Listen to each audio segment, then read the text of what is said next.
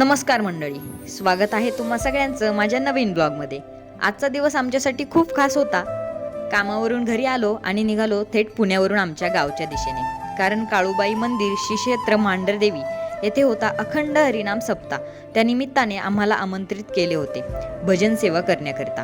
पुण्यावरून निघाल्यावर जसजसे आम्ही पुढे सरकत होतो तसतसं शहराचं गजबजलेलं वातावरण मागे पडत होतं आणि जणू काही निसर्ग आपल्याला कवेत घेतोय असं वाटत होतं।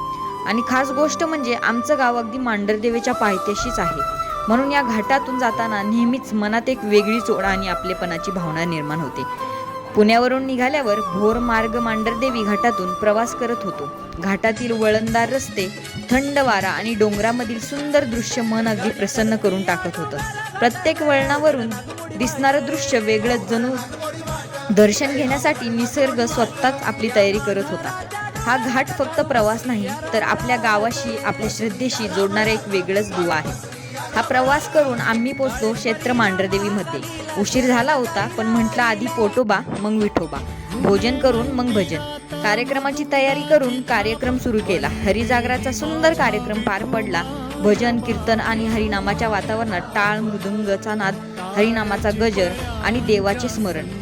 रात्रीची वेळ पुढे सरकत होती आणि पहाटेचं साधारण 3 वाजता आम्ही देवीच्या दर्शनासाठी निघालो, कारण जागर म्हटलं की एवढा वेळ होतोच। मंदिराच्या परिसरात पोचताच तेथील रात्रीचे शांत वातावरण, थंडगार वारा आणि मंद प्रकाश दिसणारा मंदिराचा परिसर, मनात एक वेगळंच शांतता आणि श्रद्धा निर्माण झालेली।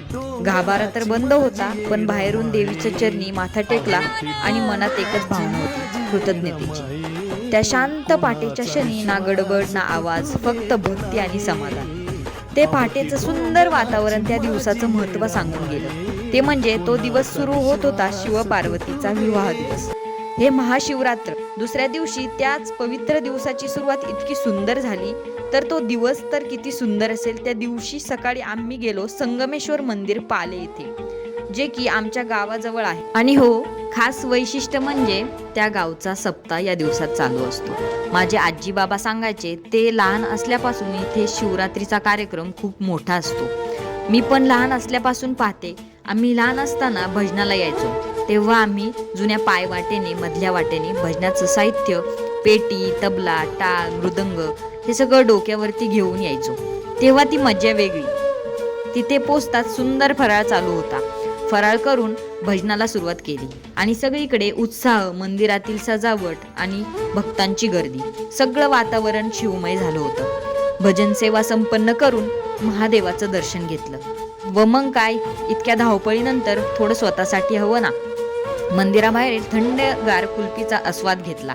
म्हटलं तोंड गोड करून थंड होऊया। त्यानंतर घरी प्रसादासाठी गोड खजूर घेतली। कार्यक्रम, भक्ती, प्रवास आणि शेवटी अशी छोटीशी ट्रीट, यामुळे हा दिवस कायम आठवणीत राहणारा ठरला।